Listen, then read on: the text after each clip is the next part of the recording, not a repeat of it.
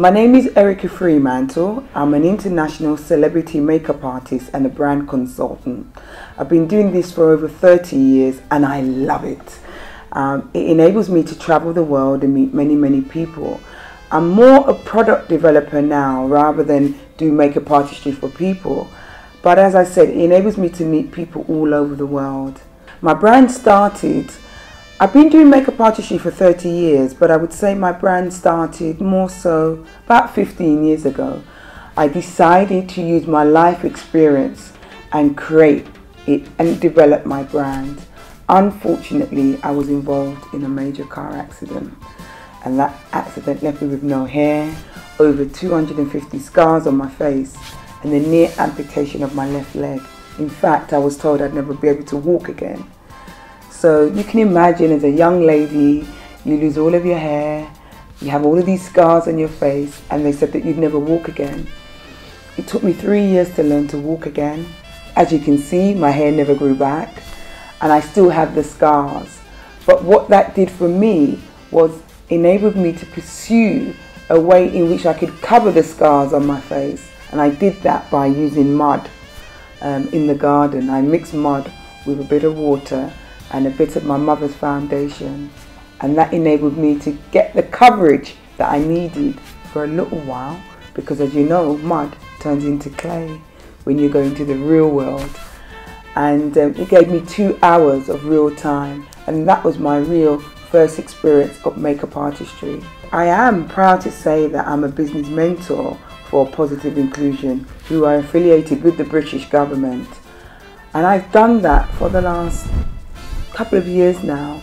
That is so fulfilling for me, because when I was a young girl, I had no mentors and I was extremely bullied at school. I was told I was ugly, I was told I'd never amount to anything, I was called Black Attack, and we didn't have any black role models, and I still don't think we have that many in the UK. So when I was asked to become a mentor, I jumped on it, and what it does, we've got various different categories, and they've put me in the creative industry category. So I look after a lot of the up and coming young makeup artists or fashion designers, and I hope I encourage them and I motivate them. But what I find in the UK, well, you find it globally, but more so in the UK, is that we don't have that many role models. So they have really extreme ambitions. There's nothing wrong with ambition, but one has to be realistic. So they say, I want to be Giorgio Armani or Beyonce, which is great, but you have to get there in small steps. So what I do is I coach them and I mentor them, and I make it real, that you don't just get from there to there. One has to take steps. I have to teach them about timekeeping. I have to teach them about professionalism, simple things like handshaking, just deliverables, making sure what comes out of your mouth you deliver. I've been to Nigeria 14 times, I'm very proud to say. I'm not Nigerian, but I believe that my heritage and my forefathers come from, in fact, Lagos. That's what I believe. I have a close affiliation. On this particular trip, I've been invited over by an organisation called WOWI that had a women's event last week. So I came over again to do some mentoring and to encourage women, young business startups, to pursue their goals. So I came for that. But on the back of that, I was asked to speak at the British Council yesterday for the creative industry section. And believe it or not, the venue can only hold 80 people. 150 people turned up to hear me speak. So for me, that was elation. I was very joyful, and I believe that I encouraged and motivated many makeup artists in Nigeria's makeup industry. Having nearly died 3 times, and of recent broke my back, and I was told again, they like telling me this, that I'll never walk. I had an operation on the 26th of November. I now have 2 pins in my back, an axle and a plate holding up my spine. What motivates me, even before this last accident? Life. Every day I live each day like it's my last. Tomorrow's not guaranteed. after having had 2 breast cancer scares, 5 fibroid operations, the car accident, breaking my back. Hey, I don't actually think I need any external motivation. I just motivate me. I'm just glad that I'm here today and hopefully look forward to seeing tomorrow. So I motivate myself.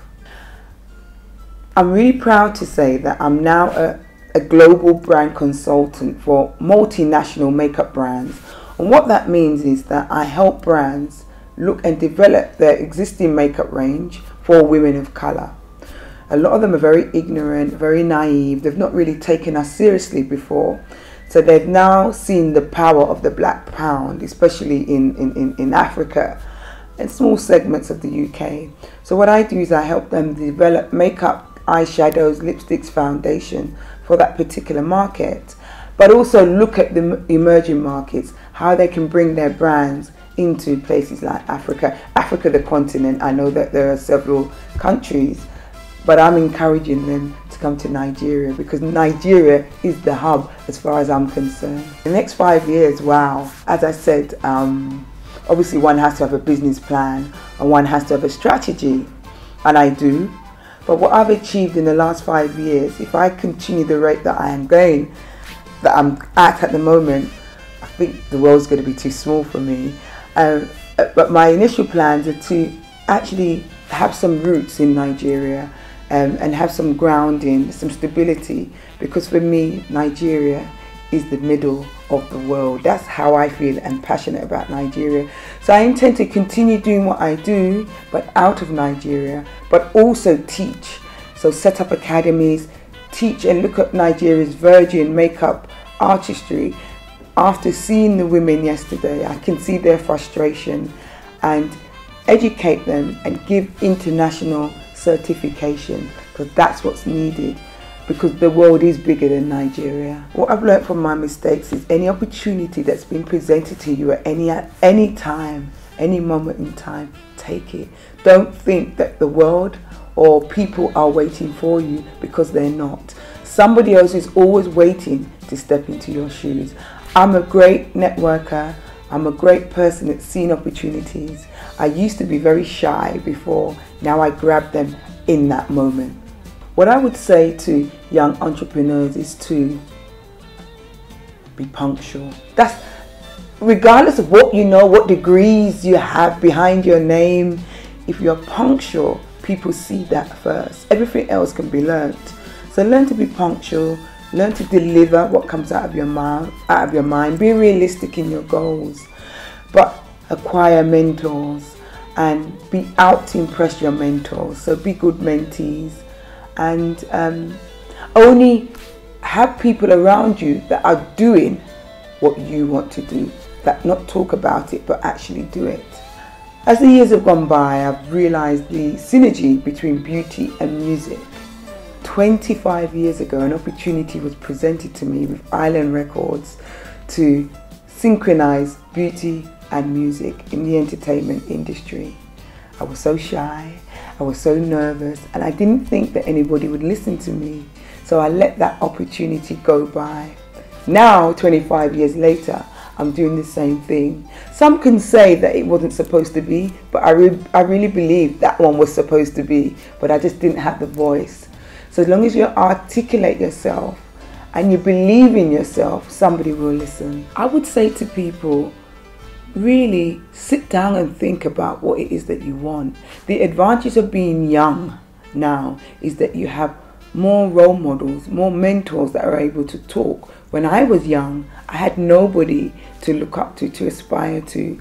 My parents came to the UK and they had a short-term plan to be there for 5 years. 57 years later, they're still there. So I didn't have any real role models. But what I would say to people is have a plan. Even if you don't meet those plans, have a 5-year plan and tick off as you achieve certain things. And what you don't achieve, make sure that you speak to people, but your plans must be realistic. That's what I'd like to say. Nigeria, Nigeria, Nigeria. What keeps me coming back? I describe Nigeria as my man. And when I say that, people laugh.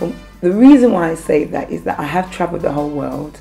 well, many places, and I've been to many African countries. Originally, my parents are from Jamaica, but I believe I have been cheated. When I come to Nigeria, there's a passion, there's an elation, there's a joy, there's an excitement. Even just you asking me about Nigeria, you can see my eyes light up. It's a feeling that I have never got anywhere else in the world. Sometimes I sit in my hotel room or I sit in the reception and I just see my African brothers and my sisters walk by, very confident in what they're doing. I don't get that in England. In fact, I don't get that anywhere else. I don't think there is anywhere else in the world that people are as confident, the ones that are confident, like Nigeria.